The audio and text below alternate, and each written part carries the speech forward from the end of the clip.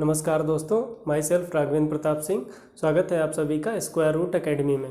तो जैसा कि हमने अपने प्रीवियस वीडियो में homogeneous system of linear equation को देखा था और उसको सॉल्व करने के तरीके देखे थे, तो आज हम देखने वाले हैं non homogeneous system of linear equations. और ये देखेंगे कि इस non homogeneous system of equation को हम किस तरीके से सॉल्व कर सकते हैं। उससे पहले हम एक चीज़ यहाँ पर देख लेते हैं कि homogeneous system means ax is equal to 0 and non-homogeneous system ax is equal to y, where y this is non-zero. Non-zero means at least one y1 y2 yi, at least one yi is not equal to 0, then we can say that y is non-zero. So question is, what is the difference between homogeneous system and non-homogeneous system if we are talking about their solutions? तो main जो difference है, अगर मैं बताना चाहूँ तो system of homogeneous के case में क्या होता है कि इसके पास हमेशा एक सोल्यूशन तो पक्का होता है, हमेशा ही, means this system of equation will always consistent. But इस केस में ऐसा नहीं होगा कि इसके पास सोल्यूशन हमेशा ही हो। इस केस में ऐसा भी हो सकता है कि सोल्यूशन मिले या ऐसा भी हो सकता है सोल्यूशन ना भी मिले। Means there are both possibilities, there exist no solution और देयर एग्जिस्ट यूनिक सोल्यूशन और there may exist infinite solution. But इस केस में नो सोल्यूशन वाला कोई चांस नहीं होता है। यहाँ पर एक सोल्यूशन जो होता है जीरो सोल्यूशन, x इज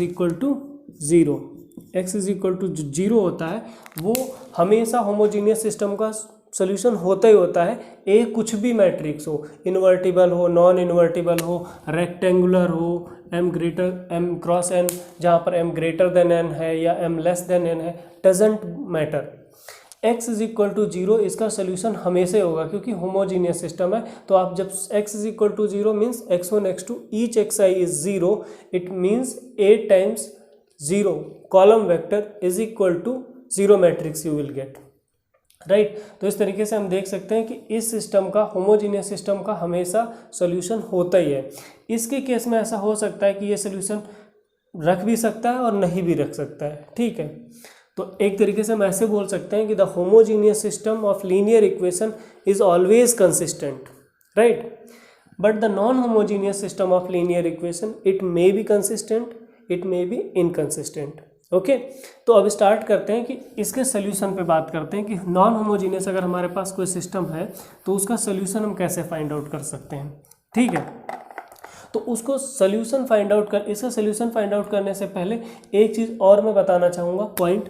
जैसे कि हमारे पास कोई मैट्रिक्स है ए इज इक्वल टू aij, किसी भी तरीके की मैट्रिक्स है, m cross n, general matrix आप ले सकते हो, m क्रॉस n मैट्रिक्स, ठीक है।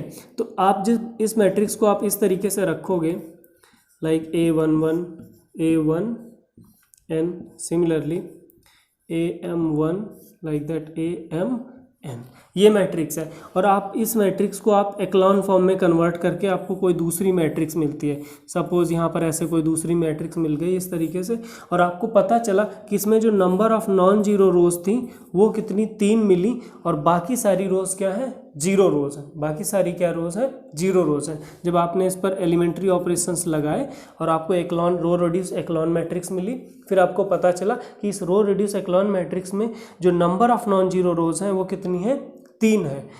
तो फिर मैं यहाँ पर एक चीज़ और बताना चाह रहा हूँ कि अगर इस मैट्रिक्स में एक कॉलम में ऐसा ऐड कर देता हूँ जिसका हर एंट्री क्या है, 0 0 0 है, तो जो ऑपरेशंस आपने इस पर लगाए थे, अगर सेम ऑपरेशंस इसी मैट्रिक्स पर फिर से लगाएं तो यहाँ पर ये जो कॉलम फिर से आपको क्या मिलेगा, 0 0 0 ही मिलेगा। इसका मतलब क्या है कि कोई अगर आपके पास मैट्रिक्स है और उस मैट्रिक्स में अगर आप अलग से एक एक्स्ट्रा कॉलम डालते हो जिसकी हर एंट्री 0 0 है, मतलब एक जीरो वेक्टर इस मैट्रिक्स के लास्ट कॉलम में ऐड कर देते हो, मीन्स लास्ट में ऐड कर देते हो, तो उस मैट्रिक्स की number of non zero rows पे कोई फर्क नहीं पड़ता है। पहले नंबर ऑफ नॉन जीरो रोज अगर r थी तो बाद में भी नंबर ऑफ नॉन जीरो रोज क्या रहेंगी, r ही रहेंगी। लेकिन ये कब पॉसिबल है, जब आप जो एक्स्ट्रा कॉलम वेक्टर इस मैट्रिक्स में ऐड कर रहे हो वो पूरा का पूरा जीरो वेक्टर हो, लेकिन थोड़ी देर के लिए अगर यहाँ पर थोड़ी देर के लिए अगर यहाँ पर आपने कुछ ऐसा vector 1 2 3 means I want to say like that if you are adding a non zero column vector to this matrix, कोई नॉन जीरो कॉलम वेक्टर ले आए और इस मैट्रिक्स के लास्ट में आकर आपने उस कॉलम को ऐड कर दिया, तो क्या आप जो पहले मैट्रिक्स में नंबर ऑफ नॉन जीरो रोज थी, आपने एलिमेंट्री ऑपरेशंस इसी मैट्रिक्स पर फिर से लगाया, तो क्या नंबर ऑफ नॉन जीरो रोज इस बड़ी मैट्रिक्स में और छोटी मैट्रिक्स में सेम भी हो सकती और नहीं भी सेम हो सकती हैं। ठीक है, अल्टीमेटली अभी आपको समझ में आएगा कि मैं क्या कहना चाह रहा हूँ। मैं ये बस बताना चाह रहा हूँ कि अगर हमारे पास कोई मैट्रिक्स है, उस मैट्रिक्स के लास्ट में उस मैट्रिक्स में एक कॉलम आप अपनी तरफ से जीरो कॉलम अगर ऐड कर देते हो और उसके बाद उस पर मैट्रिक्स पर नंबर रो रिड्यूस एक्लॉन फॉर्म में कन्वर्ट करते हो आप एलिमेंट्री रोज ऑपरेशन लगा के, तो उस मैट्रिक्स के ओरिजिनल मैट्रिक्स और जो आपको रिजल्टेंट मैट्रिक्स मिला, तो number of non zero rows पे कोई फर्क नहीं पड़ता है। अगर पहले number of non zero rows r थी तो बाद में भी number of non zero rows r ही रहेंगी। बट अगर कोई मैट्रिक्स है आपके पास और उस मैट्रिक्स में एक आप अलग से एक non zero column vector add करते हो, तो मैट्रिक्स के number of non zero rows पे फर्क पड़ सकता है। ऐसा हो सकता है कि पहले नंबर ऑफ नॉन जीरो रोज जो ओरिजिनल मैट्रिक्स थी उसमें 3 मिल रही थी, बट द रिजल्टेंट मैट्रिक्स जो column non zero column vector को ऐड करने के बाद आपको मिली, उसमें ऐसा हो सकता है कि नंबर ऑफ नॉन जीरो रोज 4 आ रही हैं। तो इसीलिए इसी चीज़ से बचने के लिए हमने क्या करा कि आपने मे भी इस चीज़ को ऑब्जर्व ना करा हो होमोजीनियस के केस में, इस चीज़ से बचने के लिए हम क्या करते हैं, इस मैट्रिक्स को हम ए मैट्रिक्स को रो रिड्यूस एक्लॉन फॉर्म में ना कन्वर्ट करके हम बनाते हैं एक ऑगमेंटेड मैट्रिक्स। आई होप सभी लोगों ने इसका नाम सुना होगा कि अगर इसके सोल्यूशन की बात करें हम नॉन होमोजीनियस सिस्टम के, तो हम बनाते हैं एक ऑगमेंटेड मैट्रिक्स। सपोज थोड़ी देर के लिए वो ऑगमेंटेड मैट्रिक्स मैं ए डैश से डिनोट कर रहा हूँ, जिसकी हर एंट्री इस तरीके से डिनोट कर रहा हूँ बी आई जे। ठीक है, और बी आई जे किस तरीके से है कि m cross n plus 1, m cross n plus 1 where, अभी समझ में आएगा, कोई बहुत बड़ी चीज़ नहीं है इसमें, where B I J is equal to A I J such that j is less than or equal to n, j is less than equal to n, right? यहाँ पर ये क्या हो जाएगा y i, a i j is equal to b i j is equal to y i, y1 y2 y i such that j is equal to n plus 1, right? j is equal to n plus 1। इसका मतलब आपको पता क्या चला कि जो ए dash matrix है, ए dash matrix जो है उसका जो पहला n कॉलम है, जो पहला n कॉलम है, ये जो पहले n कॉलम है वो कहाँ से हैं, ए मैट्रिक्स के हैं। जो पहले n कॉलम है वो ए मैट्रिक्स के हैं, और जो लास्ट वाला कॉलम आ रहा है y1 y2 इसी तरीके से yn, ये क्या है y है, राइट? तो ये ऑगमेंटेड मैट्रिक्स हम बनाते हैं। ठीक है, ये ऑगमेंटेड मैट्रिक्स बनाने के बाद अब हम इस ए मैट्रिक्स को रो रिड्यूस एक्लॉन फॉर्म में ना कन्वर्ट करके इस ए डैश मैट्रिक्स को रो रिड्यूस एक्लॉन फॉर्म में कन्वर्ट करने की कोशिश करते हैं। कैसे कि क्या करेंगे कि ए डैश को सपोज यहाँ पर आपके पास ऐसे था कि ए पर आपने एलिमेंट्री ऑपरेशंस लगाए, ठीक है, और इसको रो रिड्यूस एक्लॉन फॉर्म में कन्वर्ट करके आपको क्या मिल गया, आर मैट्रिक्स मिल गई। ठीक है, जहाँ पर आर क्या है, आपको रो रिड्यूस एक्लॉन मैट्रिक्स है। तो जो ऑपरेशंस आपने इस ए पर लगाए, उन्हीं ऑपरेशंस को आप ए पर लगाओगे तो यहाँ पर इसी के करस्पॉन्डिंग आपको आर मिलेगी। साथ ही साथ वो ऑपरेशंस इस कॉलम वेक्टर पर भी तो लगते जाएंगे ना, तो कहीं ना कहीं लास्ट में आपको कोई ना कोई एक कॉलम वेक्टर मिलेगा इस तरीके से कि यहाँ पर linear combination of y i's, यहाँ पर भी होगा linear combination of y i's, right? हर जगह पर इस तरीके से ये पूरा का पूरा कॉलम इस तरीके से आ रहा होगा, राइट? अब करना क्या होगा, हम ऐसे बोल सकते हैं कि जो ए डैश है, ए डैश को एक तरीके से आप ऐसे बोल सकते हो कि ए डैश पर जब आपने एलिमेंट्री ऑपरेशंस लगाए, ठीक है, एलिमेंट्री ऑपरेशंस लगाए, तो सपोज आपको रो रिड्यूस एक्लॉन फॉर्म क्या मिल गई, आर डैश। ठीक है, तो आर डैश एक ऐसी मैट्रिक्स है जिसके n कॉलम कौन से होंगे, फर्स्ट n कॉलम जो होंगे वो आर के होंगे, और जिसका जो लास्ट कॉलम होगा सपोज उन एंट्रीज को मैं ZI Z1 Z2 इसी तरीके से Zn से डिनोट कर रहा हूँ, Z1 Z2 Zn। तो ईच Z1 Z2 Zn क्या होगा, Y1 Y2 Yn का लीनियर कॉम्बिनेशन होगा, क्योंकि सेम एलिमेंट्री ऑपरेशंस लगा रहे हो तो कहीं ना कहीं यहाँ पर जो एंट्री आएगी वो इसी कॉलम के एलिमेंट से बनी होगी, इसी कॉलम के एलिमेंट्स के लीनियर कॉम्बिनेशन से बनी होगी। तो Z1 को मैं डिनोट कर रहा हूँ, ये जो लीनियर कॉम्बिनेशन है उसको Z1 से, दूसरे नंबर पर ये जो लीनियर कॉम्बिनेशन है उसको Z2 से, इसी तरीके से मैंने डिनोट कर दिया। ठीक है, ये चीज़ तो आपको R' मिल गया। आई होप आपको समझ आ रहा होगा, अगर नहीं आ रहा है तो यहाँ पर हम देखेंगे अभी एग्जाम्पल की हेल्प से, राइट।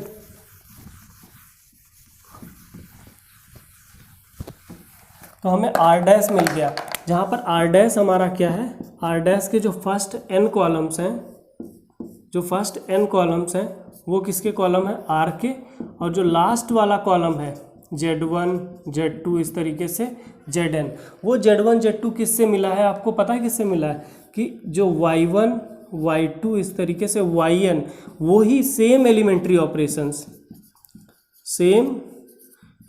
ऑपरेशंस को आपने जब लगाया जो इस R पे लगा रहे थे, या हाँ A से R पर जो पहुँचे थे, जो एलिमेंट्री ऑपरेशंस लगा के आप, तो सेम ऑपरेशंस आप इस Y पर लगाओगे तो इसके करस्पॉन्डिंग ये Z1 Z2 मिला है, Z1 Z2 Zn। तब आप देखोगे कि ये जो सिस्टम होगा, एक तो हमारे पास क्या सिस्टम था, Ax = y, राइट। अब हमने क्या करा कि A को एलिमेंट्री रोज ऑपरेशंस लगा के कहाँ पर पहुँचा दिया, R पर, ठीक है। X को x ही रखा और Y को एलिमेंट्री ऑपरेशंस लगा के कहाँ पर पहुँचा दिया, Z पर। सपोज थोड़ी देर के लिए इस वेक्टर को Z बोल रहा है, ठीक है। और लगाया क्या है हमने, एलिमेंट्री ऑपरेशंस, यहाँ पर भी लगाया है एलिमेंट्री ऑपरेशंस। तो यहाँ से आप एक चीज़ देख सकते हो क्या, कि एलिमेंट्री ऑपरेशंस लगा के अगर आपने ये इस सिस्टम से इस सिस्टम को प्राप्त किया है, तो इसका मतलब क्या हुआ कि R मैट्रिक्स A मैट्रिक्स के क्या है, रो इक्विवेलेंट है।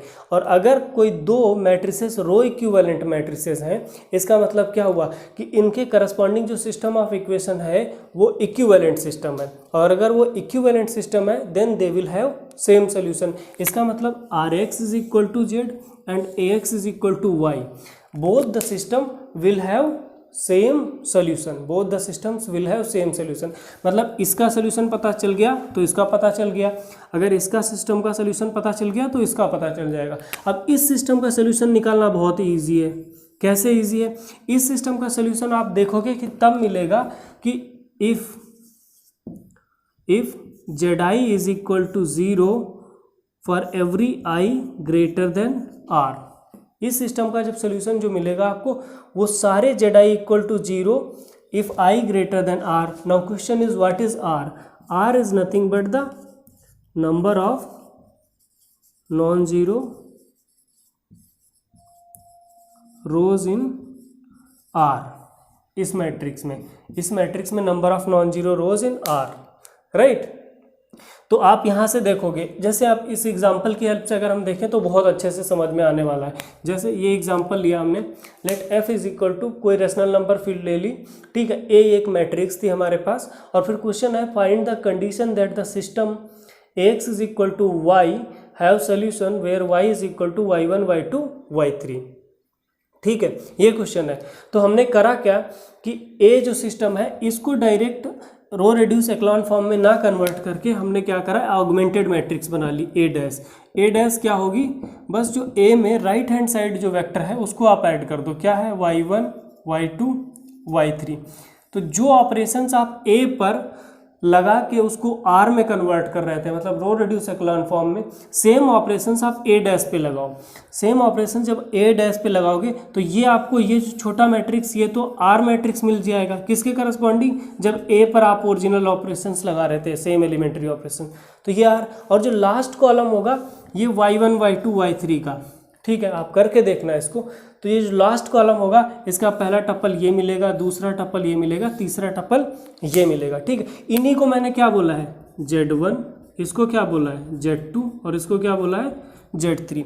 अब देखो आप यहाँ से क्लियरली दिखाई दे रहा है कि अगर ये नंबर रेशनल फील्ड से है और अगर ये क्वांटिटी नॉन जीरो है, ये क्वांटिटी नॉन जीरो है, तो यहाँ से क्या पता चलेगा कि इसके करस्पॉन्डिंग अगर हमारा x जो है x1 x2 x3, ठीक है, तो लास्ट जो थर्ड इक्वेशन मिलेगी क्या मिलेगी, 0 times x1 plus 0 times x2 plus 0 times x3 is equal to some non zero, means ऐसे मिलेगा 0 is equal to some non zero quantity, some non zero quantity. और ये केस कब होता था, नो सोल्यूशन के केस में हम देख चुके हैं, 0 is equal to some non zero quantity, इसका मतलब सोल्यूशन एग्जिस्ट नहीं कर रहा है। तो फिर पता क्या चला कि सोल्यूशन कब एग्जिस्ट करेगा, जब ये Z3 क्या होना चाहिए, Z3 क्या होना चाहिए, जीरो होना चाहिए, Z3 क्या होना चाहिए, जीरो, तभी इस सिस्टम का सोल्यूशन एग्जिस्ट करेगा, राइट। तो यहाँ से आपको देखो कि Z3 क्यों जीरो हो रहा है, क्योंकि आप मैंने क्या बोला, Zi is equal to zero for every i greater than r। तो r की वैल्यू यहाँ पर कितनी है, 2, क्योंकि number of non zero rows कितनी है, 1 2, 2 रोज कैसी हैं, नॉन जीरो रोज है। तो मतलब Z1 जीरो हो भी सकता है, नहीं भी हो सकता है, Z2 जीरो हो भी सकता है, नहीं भी हो सकता है, but Z3 because Z3 means r i greater then 3 यानी कि 3 ग्रेटर देन 2, राइट। सो Z3 जो है वो पक्का जीरो होना चाहिए, तभी आप देखोगे कि इस सिस्टम का सोल्यूशन मिलेगा, अदरवाइज सिस्टम का सोल्यूशन नहीं मिलेगा। So what is the condition here, पूछ रहा है कि क्या कंडीशन होगी कि ये सिस्टम जो है सोल्यूशन रखे, क्या कंडीशन होगी ये सिस्टम सोल्यूशन रखे। The condition will be Z3 is equal to zero, means y3 minus y2 plus 2 times y1 is equal to zero. जब कभी भी y3 minus y2 plus 2 times y1 is equal to zero हो जाएगा, उस time पर इस system का solution मिल जाएगा। अब कौन सा सोल्यूशन मिलेगा, यूनिक मिलेगा, इनफाइनाइट मिलेगा, ये हम बाद में डिस्कस करेंगे, ठीक है, इस चीज़ को हम बाद में डिस्कस करेंगे। यहाँ पर इस केस में अगर देखा जाए तो 3 अननोन्स हैं और आपको 2 इक्वेशंस मिलेगी, तो पक्का n minus R means 3 minus 2, R क्या है, number of non zero rows 1। इसका मतलब आप एक वेरिएबल की वैल्यू आप अपनी तरफ से असाइन कर सकते हो, कुछ भी, x3 की वैल्यू, x2 की वैल्यू, x1 की वैल्यू। जनरली हम सबसे जो लास्ट वेरिएबल होता है उसकी वैल्यू असाइन कर सकते हैं, ठीक करते हैं ताकि कैलकुलेशन थोड़ा ईजी हो जाए। तो अगर आप x3 is equal to c मान लोगे, ठीक है, आर्बिट्रेरी नंबर, तो x1 भी c के टर्म्स में आ जाएगा, x2 भी c के टर्म्स में आ जाएगा। अब जब आप x3 की वैल्यू c है और c की वैल्यू आप चेंज करते रहो, x1 की वैल्यू चेंज होती रहेगी, x2 की वैल्यू भी चेंज होती रहेगी, तो इस तरीके से देखोगे आप इनफाइनाइट नंबर ऑफ सॉल्यूशंस आपको मिल जाएंगे। तो इस केस में क्या होगा, इनफाइनाइट नंबर ऑफ सॉल्यूशंस मिलेंगे। यूनिक सोल्यूशन कब मिलता, यूनिक सोल्यूशन तब मिलता जब आप किसी भी वेरिएबल की वैल्यू लेने के लिए फ्री नहीं होते। हर वेरिएबल का वैल्यू जो होता है बाउंड होता है कि आप अपनी तरफ से नहीं ले सकते, उसकी वैल्यू फिक्स होती। कब, जब नंबर ऑफ नॉन जीरो रोज भी कितनी होती, यहाँ पर 3 ही मिलती और 3 इक्वेशंस थे। तो आपको पता है फंडामेंटल नंबर और जितनी इक्वेशंस उतने अननोन, तो सोल्यूशन कैसा मिलने वाला है, यूनिक। तो उस तरीके का केस होता है, ठीक है। तो ये नॉन होमोजीनियस सिस्टम का सोल्यूशन निकालने का तरीका था। आई होप ये आपको समझ में आया होगा।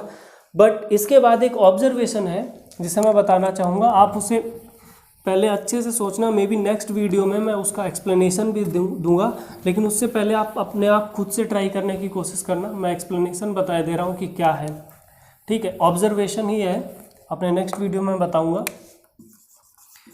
ऑब्जर्वेशन, अभी तक हमने जो भी homogeneous non homogeneous system of linear equations पढ़ा, उसका ये ऑब्जर्वेशन है कि अगर हमारे पास कोई सिस्टम ऑफ इक्वेशन है ax is equal to Y, ठीक है, x is equal to Y, तो अगर a is equal to A I J suppose थोड़ी देर के लिए है, और y is equal to Y I, right.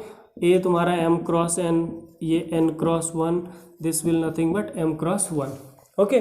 General structure, कोई भी सिस्टम ऑफ इक्वेशन हो, a ये है, y ये है, if A I J belongs to field f1, yi also belongs to field f1, where f1 is subfield of f कोई बड़ी field है, f1 कोई छोटी फील्ड है, f1 इज सब फील्ड ऑफ f। तब ये रिजल्ट क्या बोलता है, ये ऑब्जर्वेशन क्या बोलता है कि if ax is equal to Y system has solution over f, has solution over f, then ax is equal to y system will have solution over f1